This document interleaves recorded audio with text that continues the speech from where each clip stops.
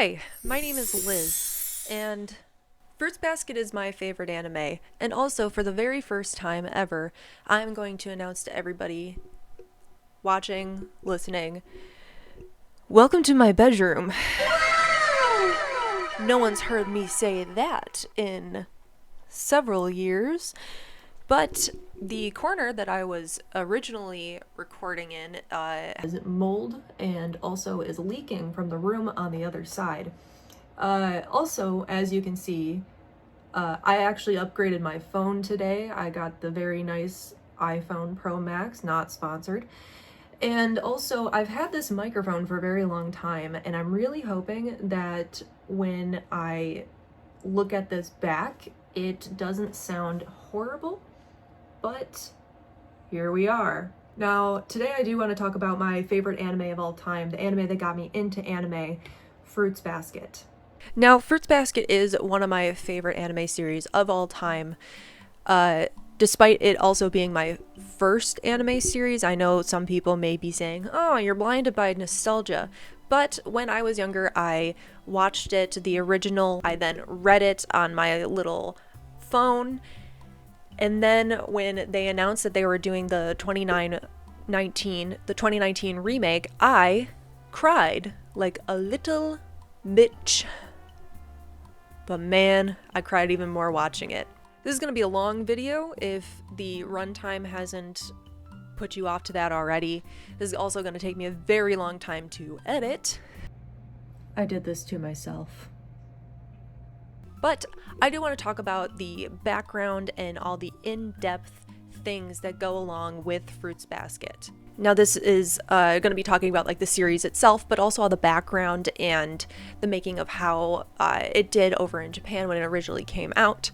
And, you know, it won some awards, and I want to share all these findings with you. Also, if you hear like a noise, that's my PC. I built it myself, but sometimes it struggles a little bit, I think. This show, though, holds a deep part in my heart. And I don't think I'd be here with my anime addiction today without it, as it was my very first anime. But again, I wanted to do some research. I wanted to see how the backstory of how Fruits Basket was created, as well as talk about the series, especially the pros and cons of the series, because you can't truly love something without recognizing that it has faults. And yeah, there's some negative stuff in there, which I also think was a sign of the times, but at the same time, yikes. I'm going to be separating the video, though, into three sections. A brief synopsis of the series to introduce you to it if you've never heard of Fruits Basket. I don't want to spoil too much of it if you've never heard of it, because I want you to go and feel how this series made me feel, and watching it blindly for the first time is always a plus. And please, if you have not watched it, this is going to be a little bit of a spoiler for the first episode, but I hope it urges you to go watch the full series, because again, it is one of my favorite series, and I cannot express enough how good this series is. I'm also going to do a history of the series, an actual in-depth synopsis, and talking about the pros and cons, as I said, of the series.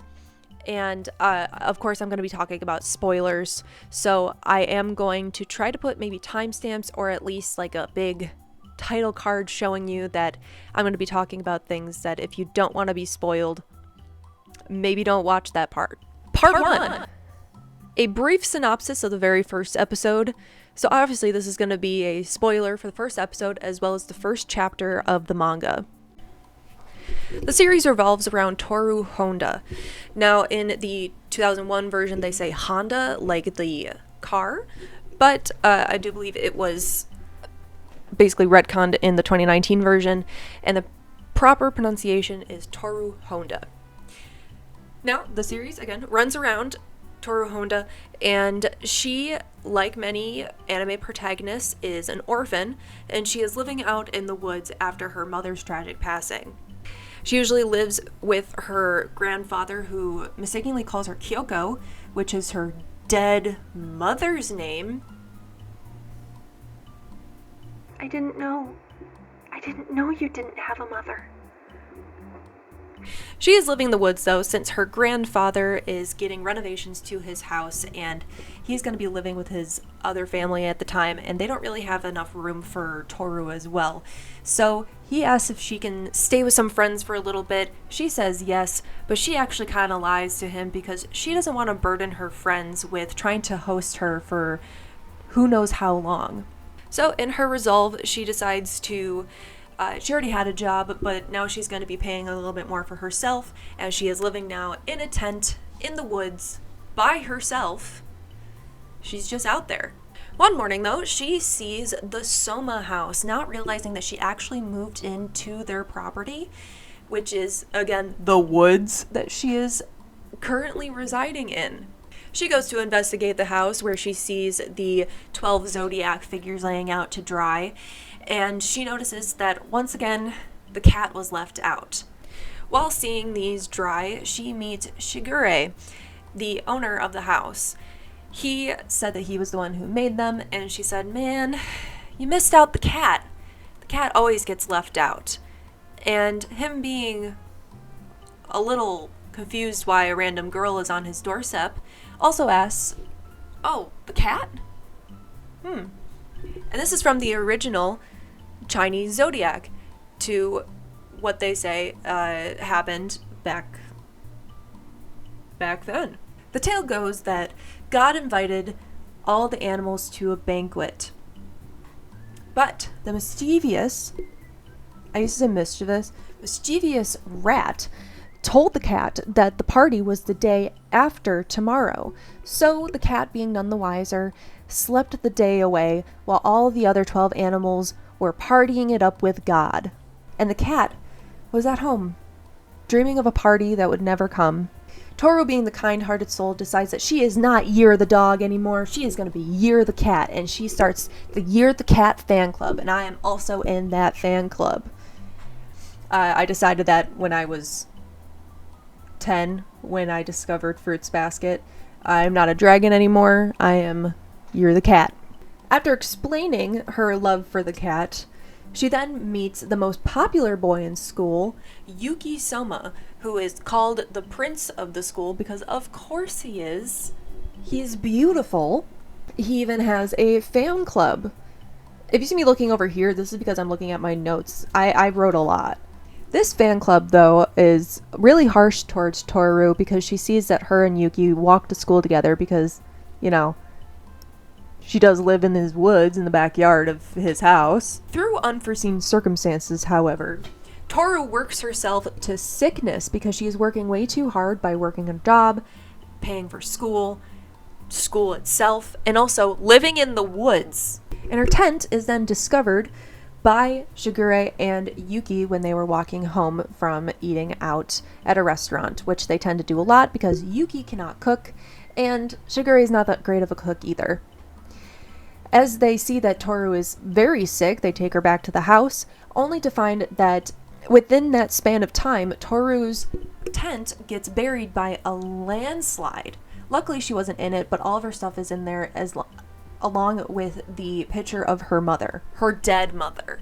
So, her being the way she is, she tries to dig her out, but they, Yuki and Shigure, are like, "Hey, you're sick. Let's go back to the house. We'll dig this up in the morning. Your mom will be fine. She might just be happy that you're not the one who's buried in that landfill, and just her picture is." Throughout the night, Yuki unburies her tent along with the picture of her mom, which she's very happy to see in the morning. And both Yuki and Shigure decide, "Hey, Toru, do you want to move into this house instead of living out in the woods in a tent? Because that's really not safe." And a little weird, but, you know, she's like, "Fine, okay, I can't live here for free." But they don't want money, so she decides, "Hey, I will clean, I will cook for you." Definitely her love language is cleaning and cooking for people. But She says, I will help around the house. Thank you so much for letting me live here. It's only going to be temporary because once my grandfather's renovations are done, I'll be able to move back into his house and I won't have to live here anymore. She's very grateful and definitely doesn't want to burden, again, her friends, but also the Soma family. While being shown her new bedroom, my first husband, Yuki Soma, that's not right, Kyo Soma, comes crashing in through the roof, challenging Yuki to a fight. In this mayhem, he accidentally slips on the floorboard that came from the roof, and Toru, also trying to stop the fight between him and Yuki, ends up falling and accidentally hugging Kyo, and he turns into a cat. Toru, thinking that it's her fault, is running out of her mind, doesn't know what's happening, and she... Oh! Are you okay? Are you alright? Aw, poor baby. Toru, though, not knowing what the hell just happened, thinks that she was the one who turned him into a cat. In her flustered state, she accidentally falls into Yuki and Chigure, and they fall into being a rat and a dog, respectively. And that is basically the first chapter and the first episode of Fruits Basket. Hilarity and trauma ensues after seeing the 13 members of the Soma family who turn into the 12 members of the Zodiac and the cat. They turn into these animals when they are hugged by a member of the opposite sex, or if they're under extreme stress like illness or just being extremely stressed. I will go into way more details about the rest of the Soma family, and I will give a big spoiler warning for that because, again, I don't want to ruin the magic of the show since it is so dear to me, and I want you to see it for yourself. Oh man, I wasn't recording. Part 2, personal backstory with this. I do want to explain how I came to love this series and how it made me the anime freak I am today. And it was due to my one friend in elementary school showing me the show on her phone, which I believe she also found it on YouTube at the time. And hey, I fell in love instantly. At the time, I was watching Sonic X on YouTube, and seeing these beautiful anime characters really made me want to switch gears a lot. I also immediately fell in love with Kyo Soma, and she liked Yuki, so that was fine by me. I said, I'll take the orange one, you can take the other one. I love that guy, now knowing what a tsundere is, and realizing that a lot of the guys I simp for in my life are like Kyo. And that's, again, fine by me. She also had the omnibus of the first book, I believe, and I was reading through it. I loved the book. It was just so different. It was weird to get used to how to read it because it is a lot different from, you know, the usual American books and comic books and stuff, and having to read right from left. And now it's, like, ingrained in my mind, and I accidentally read American comic books like that, even though they're not like that at all. Yes, Pico? What? This truly did outweigh my love for Sonic the Hedgehog. As I was creating my Sonic OC, it then turned into an anime OC that was also based off of my Sonic character, but she had orange hair like Kyo. She then showed me Ouran High School Host Club, which truly started my anime journey. I asked my mom to get me the Fruits Basket books, but at the time she wasn't sure what that was and didn't want me to read graphic novels, and she probably thought it was an H anime series, as I think that was her first thought when she saw anime, that it was probably extremely inappropriate for someone of my age. Little does she know, now I have a giant collection of them. So, since she didn't want to buy me the series because she was worried about the implications, I started reading the series on the family laptop. I got 2 hours a day on the family laptop, and I was spending all 2 hours of it giving the laptop various viruses and slowly reading through Fruits Basket. And of course, because I only had 2 hours on it because it was limited, I always got left on cliffhangers. But once I got a phone that wasn't a flip phone, I was able to start reading it whenever I wanted, and let me tell you, I was reading it whenever I wanted. When I did finish it on my phone, I was on vacation at the time, and it was during the summer. We went to Maine. Everybody was swimming, and I finished Fruits Basket, and I started sobbing uncontrollably. When I finished it, I was legit so depressed, so lost, and it felt like something got taken away from me that's been with me for so long. And I fixated on Fruits Basket for so long that I felt like I needed to find something else to get fixated on. And Fairy Tail came along, and I got very fixated on that. But nothing, I love Fairy Tail, but nothing compared to the feeling I got when I finished Fruits Basket. And I'm talking like uncontrollable sobbing, just over and over again, because it was over, and because of the timing it was when I did finish it. The 2019 version was not out yet, and I felt like the series was really over. There wasn't going to get a second season. The books are over, and I have nothing to do now that Fruits Basket's over. I feel like my life has just ended. And I had tears of joy, tears of sadness, because it is a very sweet ending. But also, man, give me more. Until 2019. Well, the series was revamped, renewed, and updated in a more modern style. It promised to be exactly like the manga series, and let me tell you, a beast awakened in me. Once again, I was fixated on Fruits Basket. I watched week to week, and it did not help that at that timing when it came out, me and my long-term boyfriend at the time broke up. So let me tell you, I was really hooked, and my love for Kiyosoma got 10 times worse, I think, during that time.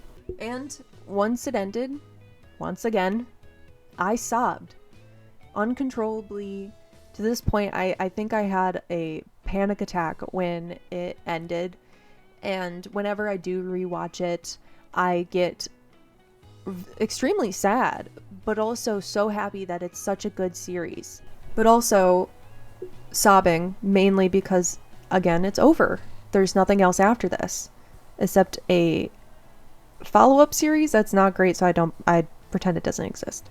So as a fully grown 21-year-old, I cried to my mom that it was over, and there was nothing I could do about it. It truly was over. And I just cried. And the movie came out.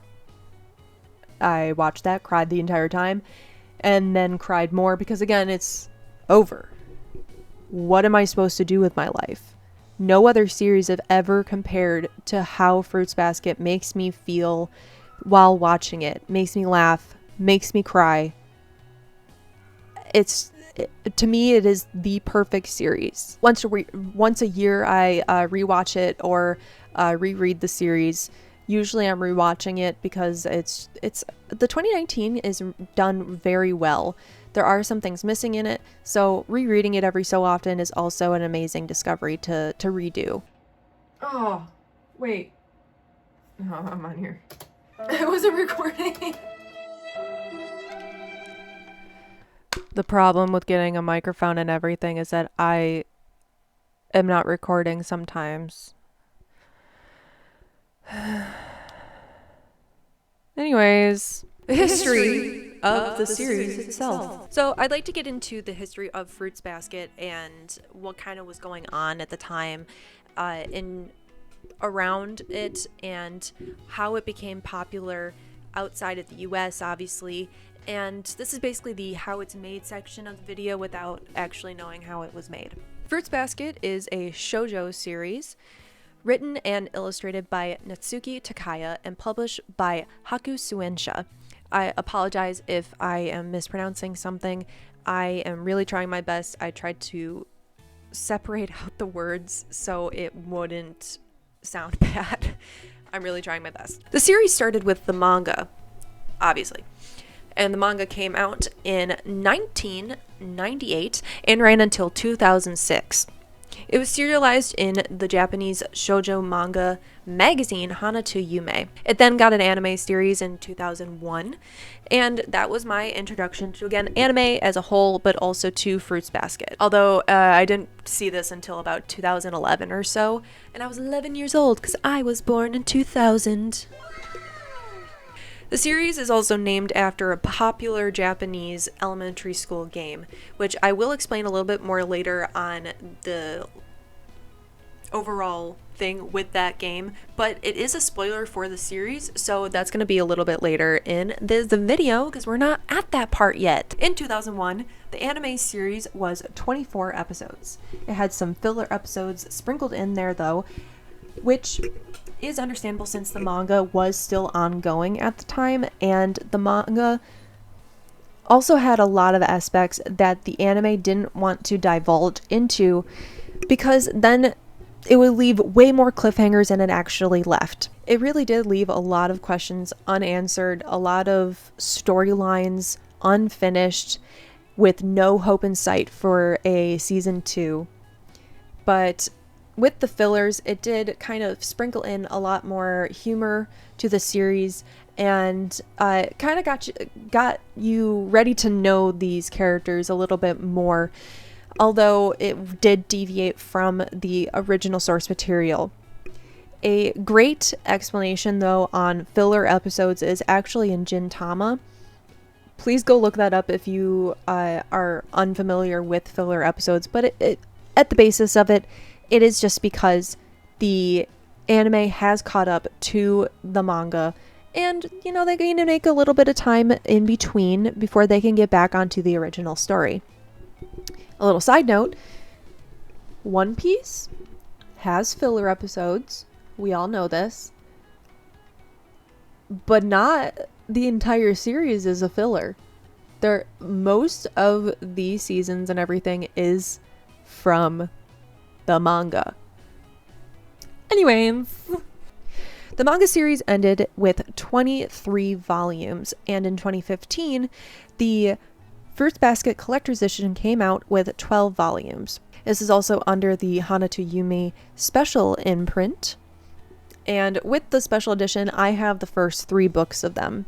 In 2008, however, there were 6 Ultimate Editions that came out that were the first 12 books of the series. I believe this might be what my friend had at the time, and it looked like an omnibus of it. Currently, though, I have, as I said, the first 3 books of the Collector's Edition. And with the original edition, I have almost all the books except book 12. 11.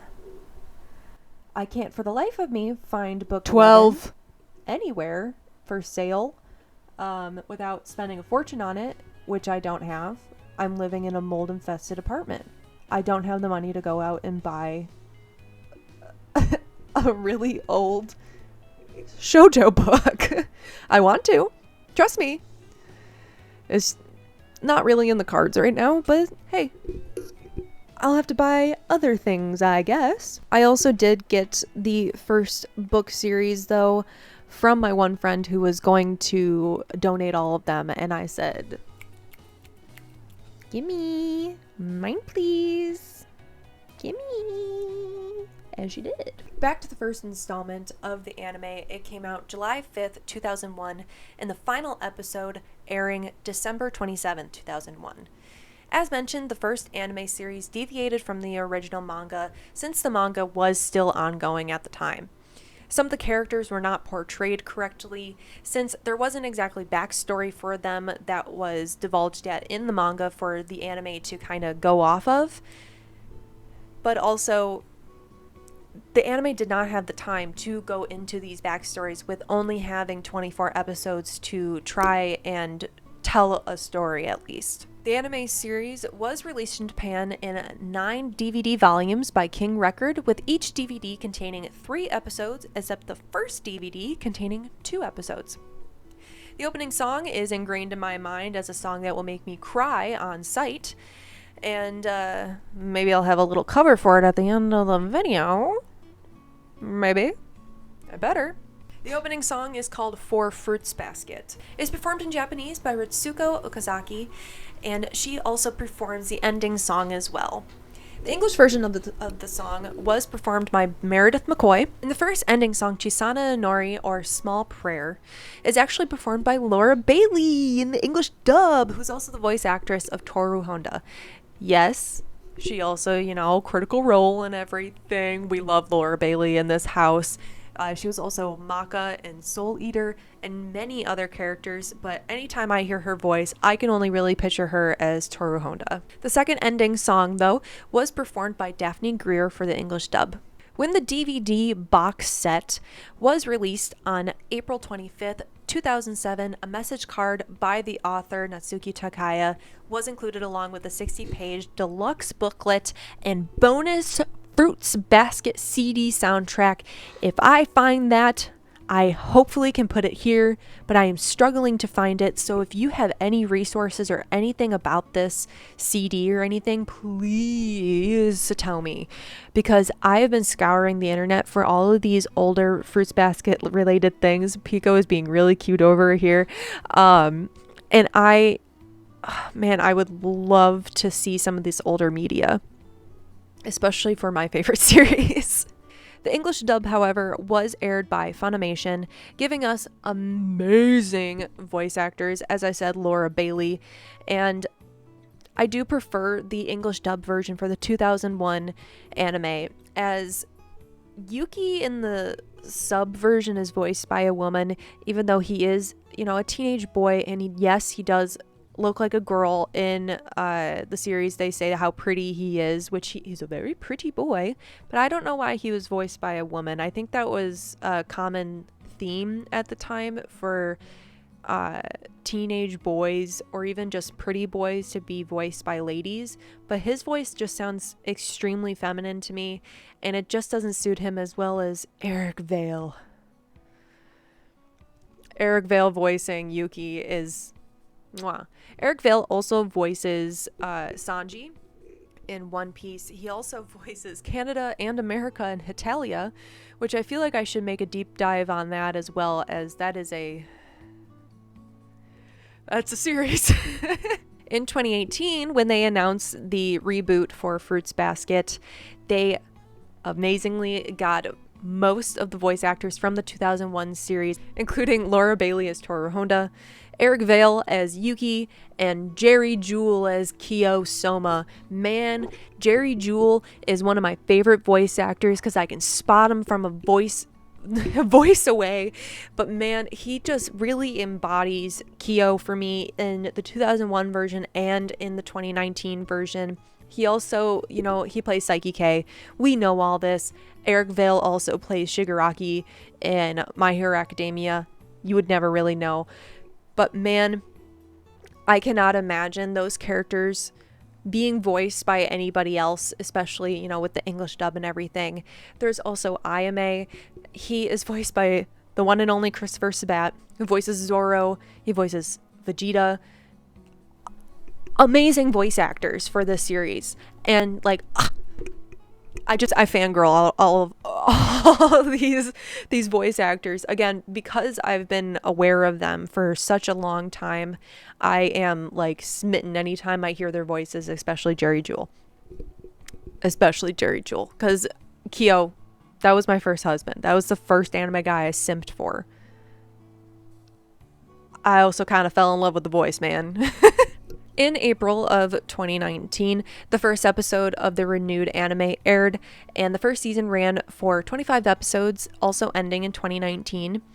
And again, during that time, I was going through a pretty rough breakup, so Fruits Basket really did become my crutch to help me keep going during that time, which I'm very happy it was. The second season went from April 2020 to September 2020, and the final season went from April 2021 to June 2021, where I then sobbed and had nothing to do once again. While there were still some things that were left out of the series, it was still very close to the manga, and I do appreciate that. But again, there were so many things that weren't in there, but I think the anime may do without them. It was, though, co-produced by Funimation and Crunchyroll before they became one. And Crunchyroll streamed the English sub version while Funimation streamed the dub version, again, before they merged together. Due to the Rona, the production was delayed internationally, starting with episode 4 of season 2. But what can you do on that? When it ended, I was lost once again until they announced the Fruits Basket Prelude movie. One of the major things left out of the 2019 anime series was Kyoko Torohonda's mom and her father Katsuya, voiced by Michael J. Tatum. Once again, we got another amazing voice actor in the house. We love him, Kiyoya. That's my car's name. And man, his voice is like butter.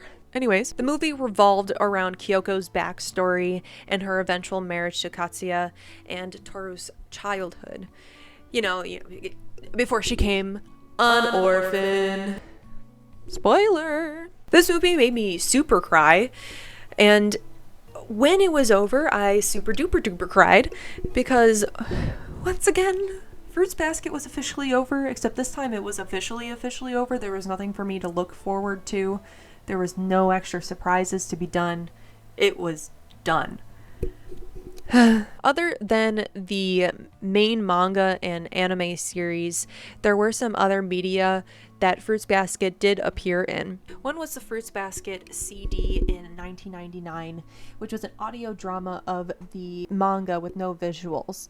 It had, obviously because it was an audio drama, it had 4-chapter original story, and it did have a short talk at the end of it going through each sections, and this was released before the anime. It is unfortunately unavailable as well as the drama CD, as it was released as a promotional item for the series. Again, if you know anything about this, please let me know. I am really trying to look at and find some of these things. There also was an art book and 2 fan books, which again, I wish I had.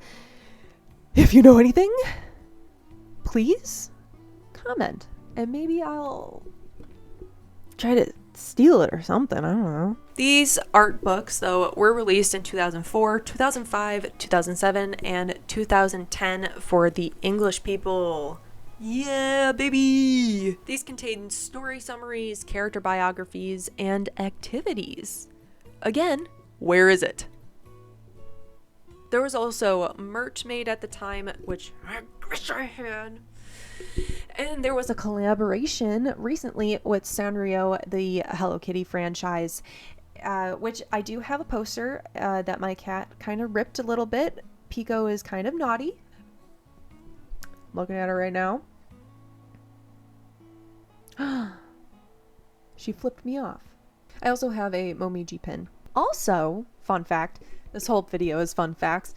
In 2008, it's fun facts from Wikipedia, there was an all-male theatrical group called Gekkiden, I apologize for the mispronunciation, I believe, Studio Life, that produced theatrical adaptation of Fruits Basket using only performers that would be making their big breaks, which as an actor myself, that is amazing. I love seeing actors get their big break.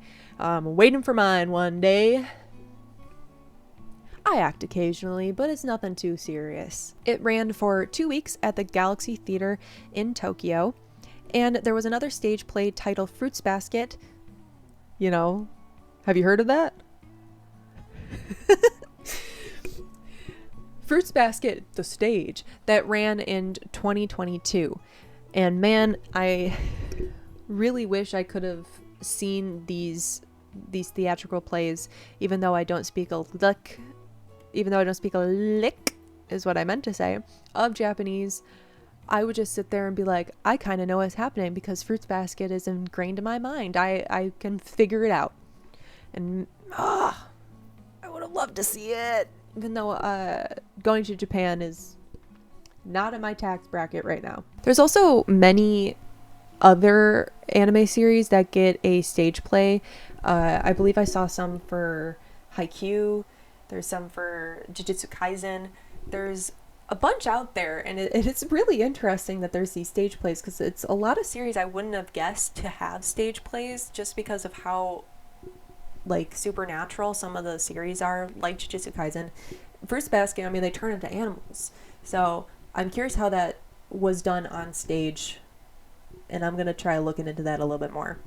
Overall, though, the manga series is one of the top manga series in both Japan and in the US, selling more than 18 million copies in Japan and 30 million copies worldwide. It is Tokyopop's best-selling manga series, and Tokyopop, formerly Mix Entertainment, also produced Lupin III, Sailor Moon, Cardcaptor Sakura, Tokyo Mew, Chobits, and Sergeant Frog. They all are under different companies now, but they did have their start there, which I think is pretty cool.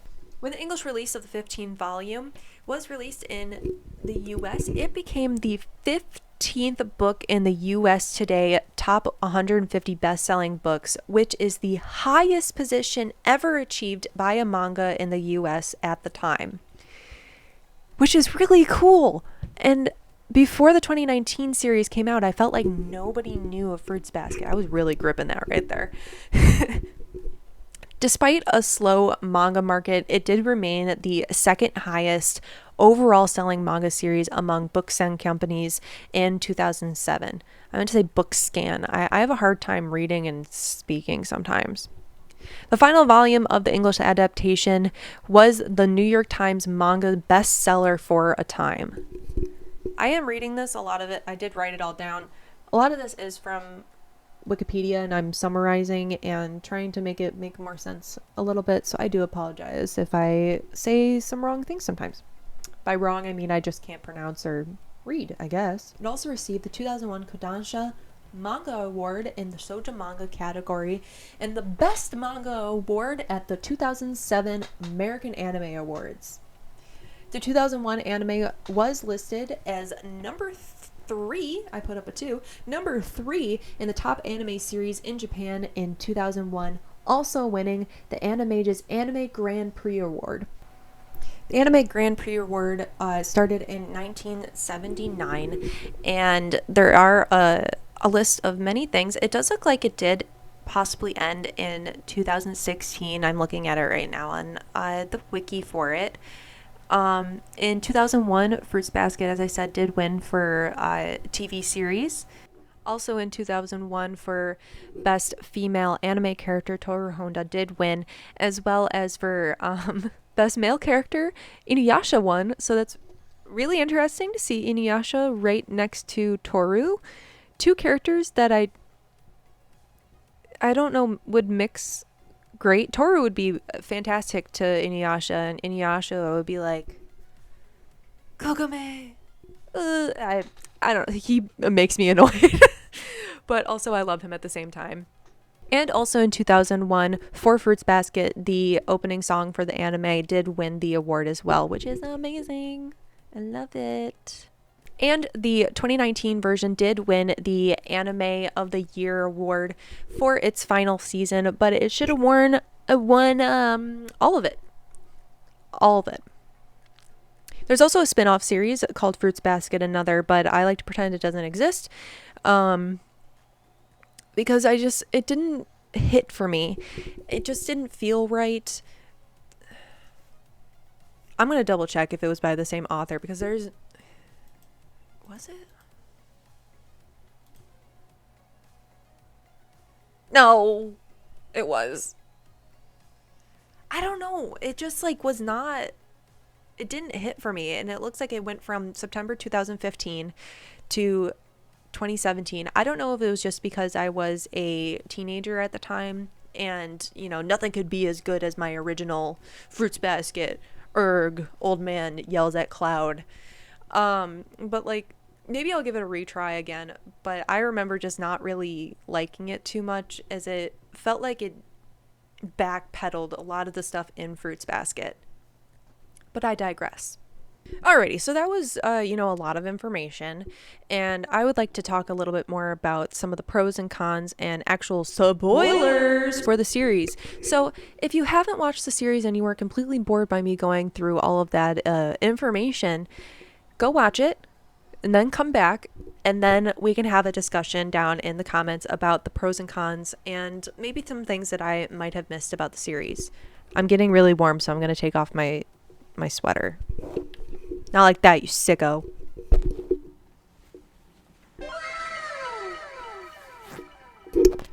Now I look super cool with my tattoos. So let's start with some more background that I feel really truly helps the story make it the way that it is. First of all, the series is called Fruits Basket, which I did touch on earlier. And again, it is based off of the Japanese elementary school game. In this game, all the participants sit in a circle, and the leader of the game gives everybody the name of a fruit. And when that fruit is called, they have to switch seats with another fruit. In the series, however, Toru doesn't realize that because she's innocent, she thinks the best of everybody, that she doesn't realize that she is actually getting bullied, and they call her a rice ball.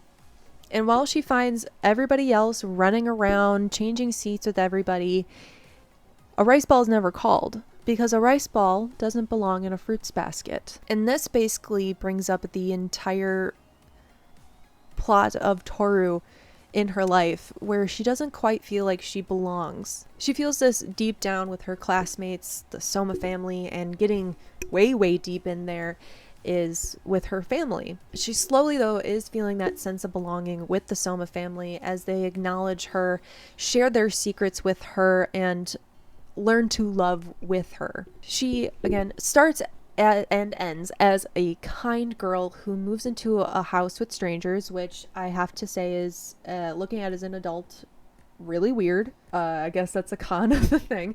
But she grows as a person, as an adult, dealing with everyone's trauma but her own, as she becomes the therapist of the Soma family. But, she falls in love, and she then wants to pursue trying to break the curse. And while breaking the curse, she falls in love. She wants to break the curse for Kyo's sake, but along with the other Soma family's sakes, as they can live a life then guilt-free and truly feel that they are loved outside of their zodiac. And, she ends up as a stronger person, but still keeping that extremely kind demeanor that makes her the character that she is today. I do not understand when people say that they do not like Toru. Just tell me you don't like genuinely kind people. That's what you're saying to me. She's a genuinely kind person, and that does not change throughout the entire series. And to quote the series itself, she deserves the moon, but she would never ask you for it. Kyo said that. I'm gonna cry. Part of the reason, though, that she felt like she didn't quite belong, especially with her family, is after her father died, many of her family members didn't think that she was actually her father's daughter, giving her that sense of not truly belonging, making that trauma really deep-seated. So in order to get her mother to, again, look at her as a person and not abandon her, she starts to try to act more like her father. One, to make her family think that she, is actually her father's daughter, but also to make her mother remember that she's also her father's daughter, and she's also here, and even though he's gone, part of him is still here. She starts talking extremely politely and kind, and it makes her sound like a little old lady at times. And honestly, her mother almost abandons her as a child, because after her father's death, she just could not cope with Katsuya not being around anymore, despite their weird age gap. Not much of a hot take, but kind of a hot take. Kyoko, Toru's mom, was not a good mother in Toru's early life. Again, she almost abandons her. She leaves Toru alone in the house for a really long time. She's just a baby, man. Granted, she was also kind of a child trying to raise a child, which is my first con of the series, is the age gaps. Throughout the series, there are many relationships that also have weird age gaps that are a little sussy baka. I'm so sorry. I think I overlooked it though as a kid because, you know, you're a kid, you don't really pick up on some of these things. But I love this series. But man, are these age gaps kind of gross. And I'm not gonna say that they're all right because they definitely aren't. That's, one of the most horrendous examples is Toru's parents, which have an 8-year age gap, which when you're an adult and there's an 8-year age gap between you and another adult, that is perfectly fine. I do think it's weird when it's like a fresh 18-year-old though, and, you know, someone who's 26, I think that's weird. Ew. But, you know, not really my place to judge, I guess. I'm gonna. In my mind. And right now. Kyoko meets him and falls in love with him at 14. 14! Ew! And he's also 22. I'm 24 right now. If I even look at someone who is 14, I'm like, a child. Sorry if you don't like gagging noises. I am so sorry. But yeah, gross. She was his student, as he was a student teacher at the time. And, you know, Kyoko acts out. She's a delinquent who doesn't finish middle school. And she married him at 15. Gross. I do think, though, that Toru was a surprise to both of them, but man, gross. That's one of my biggest cons with this whole series. And again, you can't truly love something without realizing it has faults. There also is an 8-year age gap between Toru's friend Uotani, or Uo-chan, and Kurino. Kurino. I have a hard time saying his name. I'm so sorry. Kurino, who fall in love with each other, even though Otani is 17, which is better than 14, but at least though for a bit, Kurino is like, nah, I can't. But even still, gross. They do kind of end up together by the end of the series, which by that point, Otani has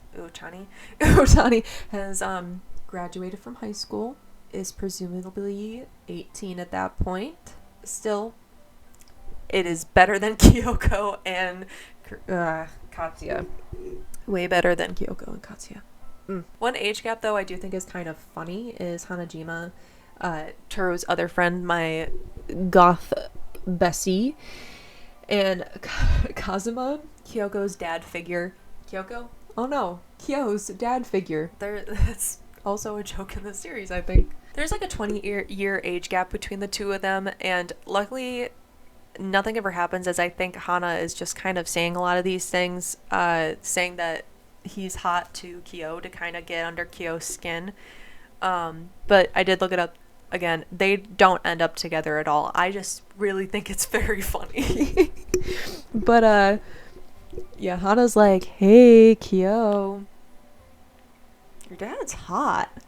And Kyo is like, back, harlot. Get away from him, weirdo. Which I think she mainly does to tease Kyo for basically taking Toru away from her and Uotani. Again, she didn't marry him. I double checked. It is not in Fruits Basket another. They did not get married. That would be really weird. But funny nonetheless. Back to some pros of the series. It explores the hardships of trauma, especially as you grow up. Many of the series characters have horrible parents, and they were brought up in these awful conditions, due to tradition, especially, you know, the treatment of Yuki growing up being isolated, Toru growing up also being isolated and not feeling like she belongs, Kyo growing up being isolated and also feeling like he doesn't belong.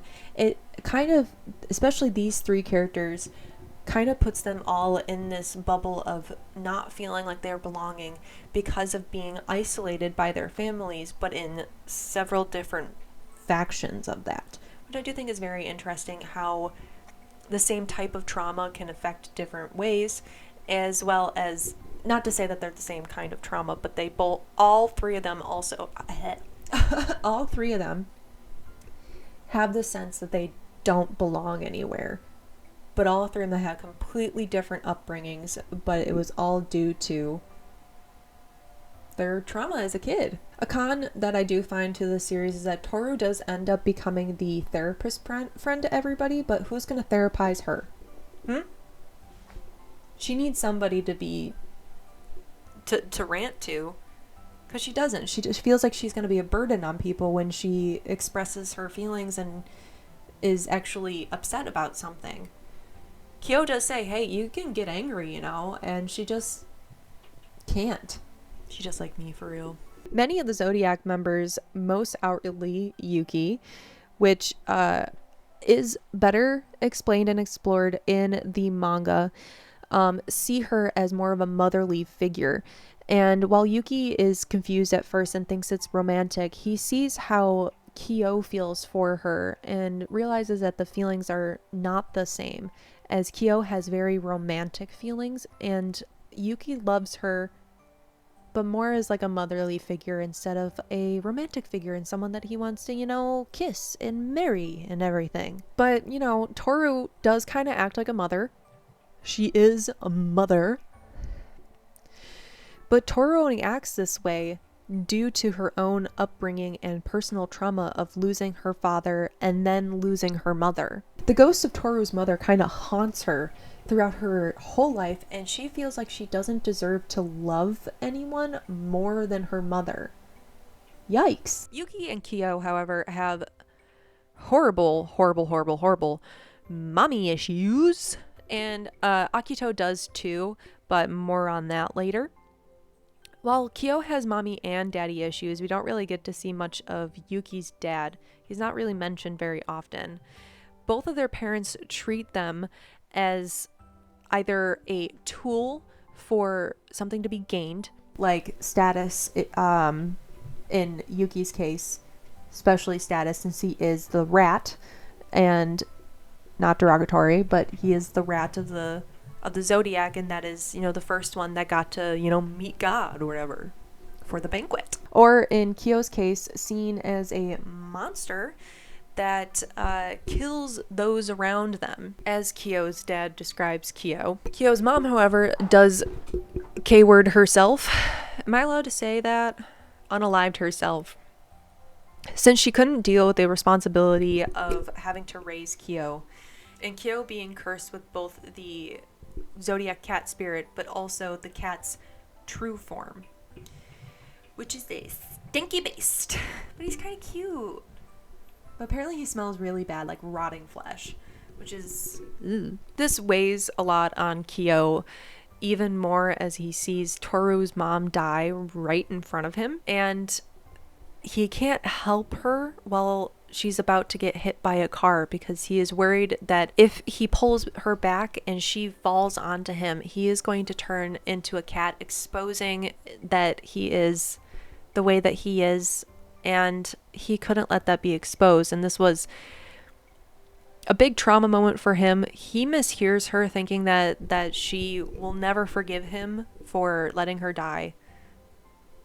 Dude didn't have good enough hearing, because she was fully saying she will not forgive him if he doesn't go and take care of Toru.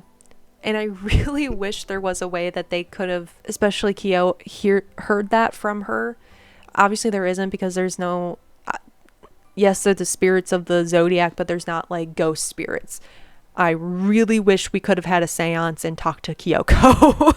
But this is a struggle, besides the death part, that all the Zodiac members do face, of the fear of turning into an animal around friends, so they all kind of isolate themselves to only really be around each other and Akito, which is what Akito wants. So they go to either an all-girls school or an all-boys school, but Yuki, being the man he is, decides to break free from this and go to a co-ed school, despite the terror that is kind of instilled on him, trying to make sure he doesn't run into any girls.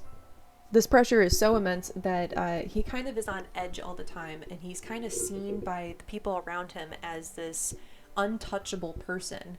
And while other people are calling him, Prince Yuki and stuff, he doesn't believe that he's a prince. He believes he is so heavily flawed, and it just isn't seen by the people around him, which makes him feel othered again. Yuki and Kyo, though, have a rivalry of them being the rat and the cat from the Chinese zodiac story, because the rat was like, "Hey buddy, party's tomorrow." The cat was like, "Sick, see you then." And then the rat was like, "I'm gonna go party with God." And the cat was like, "Me, me, me, me, me, me, me, me, me. Party's tomorrow. Me, me, me, me, me, me, me. Honk shoe." So Kyo blames a lot of his problems on Yuki, while Yuki is like, "Man, I wish I were you sometimes." And unbeknownst to each other, they both wish that they were like each other more. Toru does help mend their relationship solely by being a bridge between the two of them, and she does have them see that both of them were wanting to be like the other, without fully seeing how much trauma was involved with them being themselves. Kyo wanted to be like Yuki because Yuki was the rat. He was revered by everybody. He was seen as like basically the Soma golden child. And Yuki wanted to be like Kyo because Kyo could actually kind of fit in with other people. He was more normal at certain points, but he was still othered because of the original cat form. All the Zodiac members, including Kyo, are not only weighed down by the curse of them turning into an animal, but they are also cursed with the spiritual ties they have to Akito, which in the 2001 version, Akito is voiced by a fully grown man, because in the manga, it wasn't revealed at the time that Akito was actually a woman, born a woman, but being forced to be dressed as a man due to the real villain of Fruits Basket, that damn old lady maid who was so obsessed with tradition and couldn't bear to see anybody else, deviate from the tradition. Also, if this is a different camera angle, no, it's not. You didn't notice that, did you? I hope not. While Akito has a lot to answer for her sins that she has committed and actual crimes that she should probably be, in jail for, she too is a victim of the curse and is very traumatized and doesn't quite understand the actual real world around her, because she was told since she was born she's basically God. She needs some real super duper actual therapy. And Toru, being the lovely person she is, helps Akito a lot. But there are some things I don't think Toru can fully help with, and Akito is kind of one of them. Akito, though, does finally realize what empathy is by being around Toru, and how genuinely nice Toru is and how empathetic she is towards everybody that she meets, despite who they are, what they're burdened by, the Zodiac curse, and she doesn't expect anything in return. Again, she deserves the moon, but will never ask you for it. Talking about Akito, though, really makes me want to talk about a character that, like Akito, is very divided in, from what I can see around me when people are talking about the series, is Shigure. Shigure really is a strange character, and I didn't realize how many people really hate him, which I get. He's not great, but like, he's seen as, I'm silly goofy, ah ha ha ha, but is actually extremely two-sided, only trying to use people for his own gain, and sees everybody kind of as like chess pieces. To even Akito is a chess piece to him that he can use to, gain favor, he gained a house outside of the Soma estate. I'm not really a fan of some of the things he does, but he also is a victim of the Soma trauma and the curse, but man, I never did understand his love for Akito to where it was like actual like romantic love and not just like the curse spirit love. It just did not really seem to fit for me, but it also just felt kind of icky, also with a little bit of an age gap, not too much of an age gap, but still enough where it was like ugh. But I guess the biggest punishment for Akito is having to be around Shigure for the rest of her life. Am I right? A big pro I find with the series is the slow burn love for Toru and Kyo.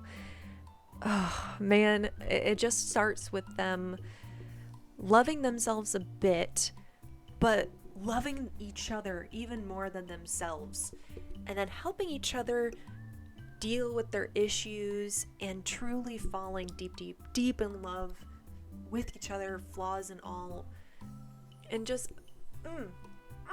so good. Truly though, my standards are so high because that is the relationship that I am basing my future relationship on, and that is why I'm single, fellas.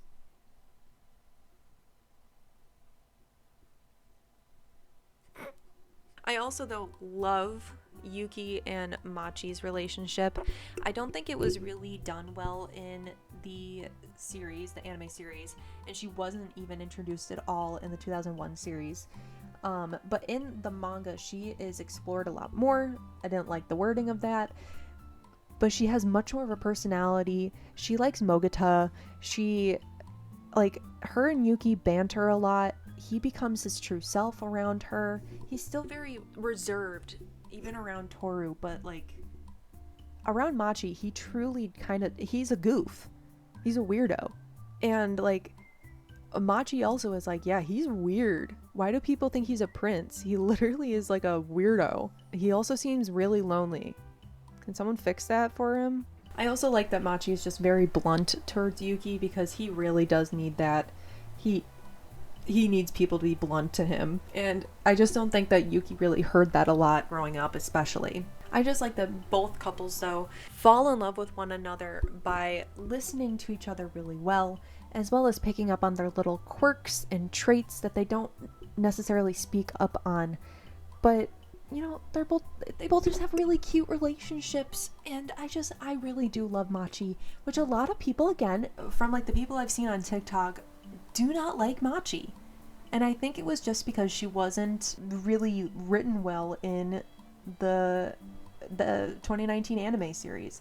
Please go read the book. She is so funny in there. Kyo also doesn't truly act on his feelings towards Toru until he sees that Momiji, surprisingly. Honestly, kind of feels like it comes out of nowhere, but also doesn't at the same time when you're really watching. That Momiji actually loves Toru romantically, and Momiji also knows that Toru does not see him as a romantic option. She sees him as a friend or even a little brother at some points, but man, he turns into Tamaki Suo from Ouran High School Host Club with his glow up. Kyo also acts on his love towards Toru when he sees that his inaction is actually hurting Toru more than keeping her away from the hurt that he could possibly put on her. He desperately wants to protect her from himself, Akito, and him having to face that she might hate him for not saving her mom really does push him back a lot from trying to fully love Toru. Again, he doesn't really see his life as a life. He thinks he's going to be in prison for the rest of his life in, the cat sanctuary thing that they got going, because he doesn't, in his heart of hearts, believe that he's going to beat Yuki and beat Akito's bet that they got going there, that he would be free if he beat Yuki. The scene, though, when he says, "I'm disappointed in you," after 3 episodes ago saying that he could never be disappointed in Toru, broke me. Reading it, but also watching it over and over again, Still breaks me every single time. But also a little odd that him deciding to kiss her after she fell off a cliff, like now is the right time, like he could be, you know, Prince Charming waking up the princess from a deep sleep that is not the kind of deep sleep that a kiss can help wake up. Call an ambulance. A character I haven't really talked about much yet is Hattori. Man, this dude just needs a break. It's never fully explained how or why he has the ability to erase other people's memories. Maybe because he is the zodiac of the dragon that turns into a seahorse because it's the child of the dragon instead, because, you know, dragons don't exist anymore. He's constantly weighed down by the guilt and responsibility of having to be constantly ready to be a doctor, specifically for Akito. And I'm glad he finds his romance with Mayu, but I feel like it was left vague on purpose, but also I feel like it could be a little bit more written out so we could see them maybe, you know, being lovey-dovey, but I think it was fine being left vague and, hey, you know, once my hair got cut short, we were going on dates and things. That's fine. It did show that they, you know, healed, they moved on together, enjoying how weird each other were, and best part is that they both eventually let their guard down and, you know, let each other love each other. A relationship, though, I just don't really know how to feel about is Rin and Haru. It's not as bad as Akito and Shigure. Whatever. I mean, yeah, their relationship does seem very supportive, but they also really need to work on each other before they can fully commit to a good relationship. And I just find them both extremely toxic to one another, which is, you know, again, due to their trauma and not wanting either of them to get hurt. But man, just say that. They both have really bad, like, conversation issues. But I mean, it gets better as they get through the curse. But I just feel like they need time apart to truly love each other. But that's just my opinion. Kureno, I can't say his name.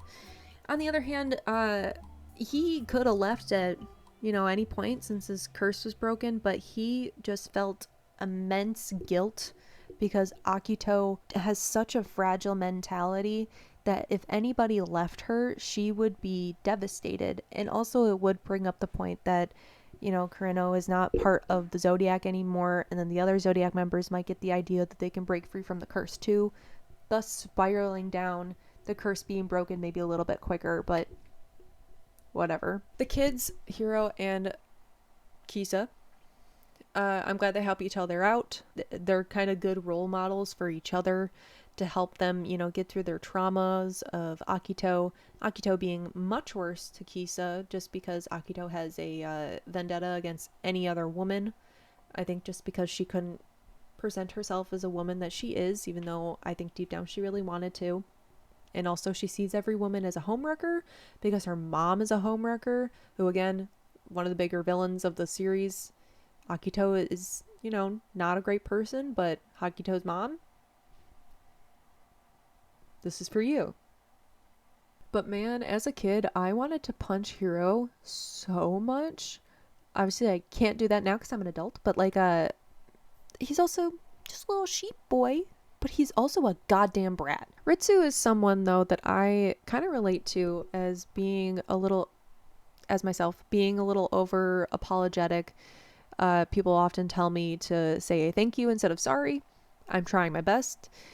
I feel like a slight negative with this series might just be, you know, sign of the times a little bit, but Ritsu has said many times that he feels so much more comfortable in women's clothing, and it just makes him feel safe.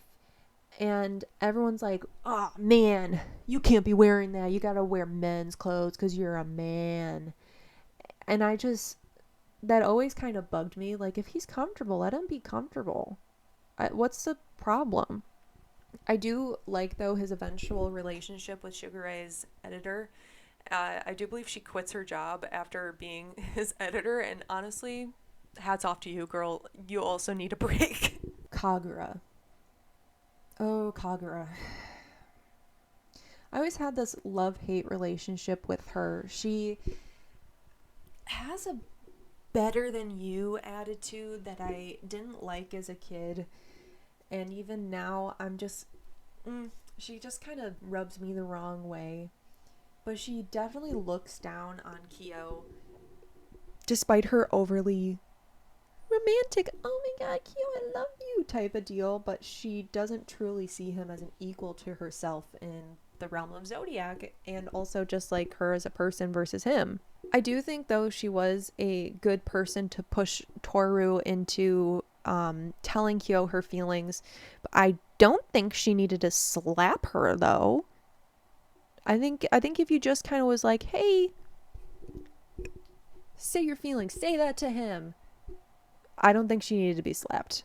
I think Kagura just had something built up and she needed to take it out on Toru because Kyo liked Toru instead. But another fun fact, her English voice actor is the same person as Teruhashi from Saiki K, and Saiki is Jerry Jewell. I love you.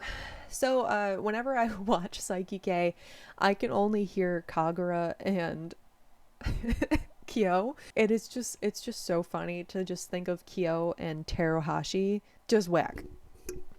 Moving on. Ayame is Ayame. He's a little zesty. Surprising that he ends up with a woman. All right. He lives his life, trying to change how cruel he was to Yuki and trying to be the big brother that Yuki really needed, but he's kind of 10 years too late with that. But, he is really trying his best. He really does stand up for Yuki later on in his life, and his mom doesn't know what to do with him. Akito doesn't know what to do with Ayame. Ayame's great, and I think he could have been utilized a little bit more in the series. Back to Shigure. Back to Shigure for a sec. He is sneaky, and he treats others like puppets. But again, he is just a product of the Zodiac curse. He's a jealous man, and he sleeps with Akito's mom because Akito sleeps with Kureno. Wild behavior, first of all. But again, he sees everybody, including Akito's mom, as pawns in his game to be freed from the curse and also to get back at Akito for, I think he kind of has this hatred towards her because, the curse is basically there because of her. Again, not really excusing his weird ass behavior, but I do think that's part of the reason why he is the way that he is. And I think it's something that needs to be a little bit explored more in the nuance of a lot of these characters is they acted that way because of trauma, but, trauma is also not an excuse to be a shitty person. One of the overlying issues, though, with the series and the main antagonists of the series are the parents. Je suis Christ. These people should not be parents. Like, every parent in this series is awful, except Hanajima's parents are actually the best. They're so nice, and all they want is the best for their daughter, and she's just getting, bullied because she has these powers, which again, I wish was explored a little bit more. But the Zodiac parents are either neglectful, treat them as an object instead of a child, completely forget they exist, aka Momiji's mom. Fuck you, Momiji's mom. I don't even remember your name. That's how I feel about you. Or they are so overly protective of their child that it hurts both them and the child, often resulting in not a great relationship.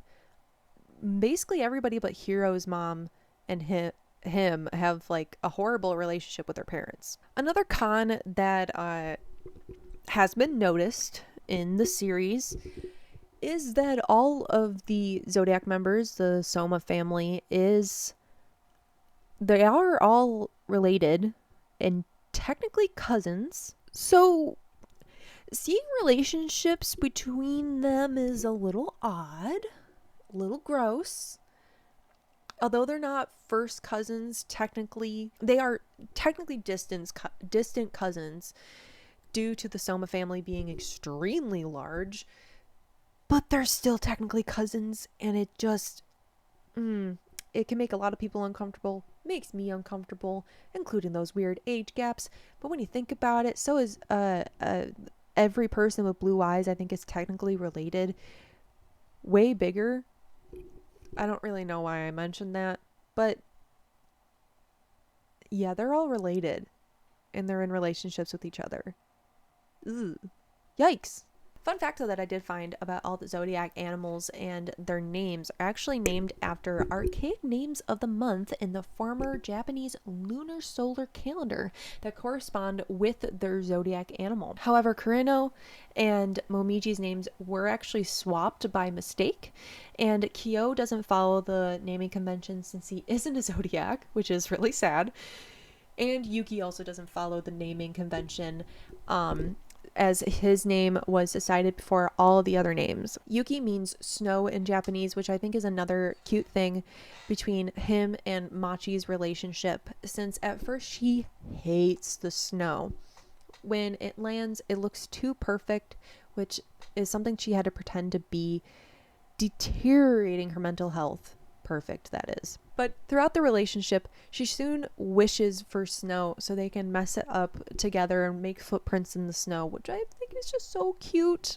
Ugh, the series just makes me realize how, like, alone I am sometimes, and how my standards are just extremely high. While the series, though, seems very lighthearted at first, it gets very deep and emotional throughout the series, making it just extremely amazing. And it's just, I find it extremely well written. Obviously, everybody has their own opinions. You're feel free to disagree. Again, I would love to have a little bit of a conversation about it in the comments. So please leave a comment about if you've watched it, what your thoughts are, who your favorite character is. But I do think the biggest thing of it is that it delves so deep into generational trauma and keeping with the status quo, no matter how much it is hurting yourself and those around you. The series, though, is my comfort series, which can say a lot about me. I'm not sure if I want it to say a lot about me, but it definitely says a lot about me. Again, every time I finish it, whether it be the anime or the manga, I will sob and feel a little bit broken after reading the last page, especially. Ugh. Those are my babies. There they go. I do think it ended pretty well, as there wasn't really much else to talk about. The curse was broken. Relationships are either cut, mended, or formed romantically, possibly. And everyone can start living their lives without having the pressure of the curse upon them. I would have loved a little bit more healthy dating pages, but that's fine, I guess. When the curse is broken, however, all of the curse members feel a immense sense of loss, as they've had this basically an entire other entity living within them the entire time of their lives. They're not really sure what to do to be completely alone. While, you know, the curse is a curse and there are those drawbacks of turning into an animal, they did feel a sense of belonging with one another, because everyone else that was cursed by the zodiac curse had that connection to one another. And without that connection, a lot of the members didn't feel like they had a place to belong anymore. They didn't have something to fall back on. Now they're just themselves. What are they going to do now? Even though they do realize that's not quite the case. They have formed these relationships with each other, people outside of the curse, and now they can truly live their lives curse-free and truly be themselves without having to worry that they're different from others, that they're weird, even though some of them are a little weird. There is a lot of healing that needs to be done with all the characters, and I feel like this series is my zodiac spirit, because every time it ends, it's like the curse is broken and I am truly alone again. And that makes me want to cry a little right now. Thus, the sobbing every time I finish it. I think the reason that I gravitate towards this series and how it's become my favorite, and no, I will not change my mind on that. It will be my favorite till my dying breath.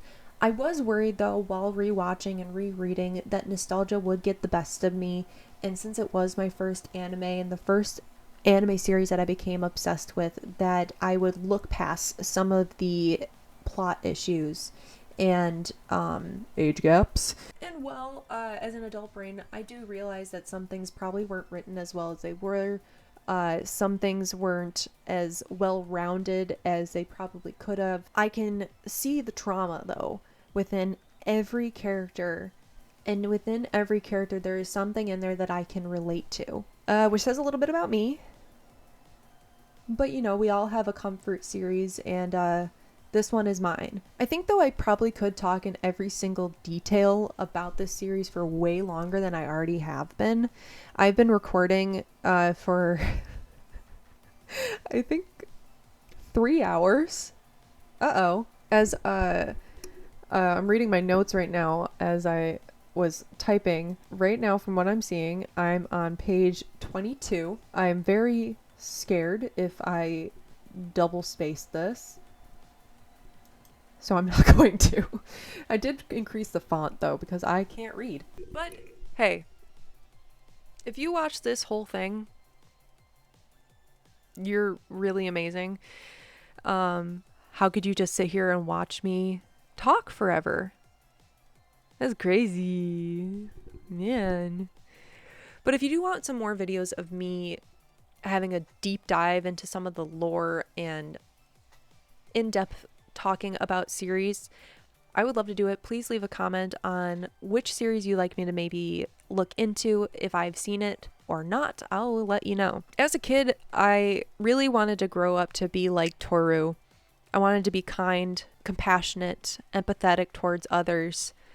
And I think as I grew up, I became more like Toru's friends, with a hint of Machi and just a sprinkle of Ritsu in there, with not being able to take a compliment and say thank you instead of I'm sorry. But the quiz I took in 2012 told me that I was like Hatsuharu, so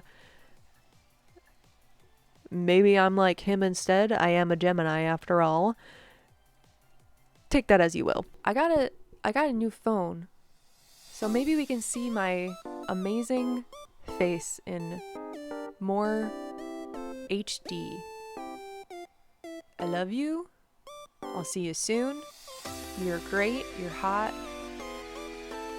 I'm having a great time right now. I think I need some more water. But we're having an amazing time, and I hope you did too. Ha ha ha ha. Okay, bye.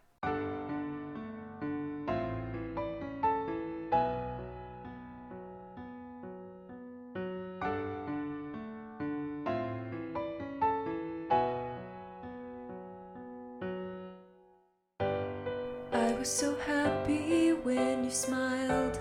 Your smile breaks through the clouds of gray, far from the sunny days that lie in sleep. Waiting with patience for the spring, when the flowers will bloom renewed again, knowing there's more beyond the pain of today. Although the scars of yesterday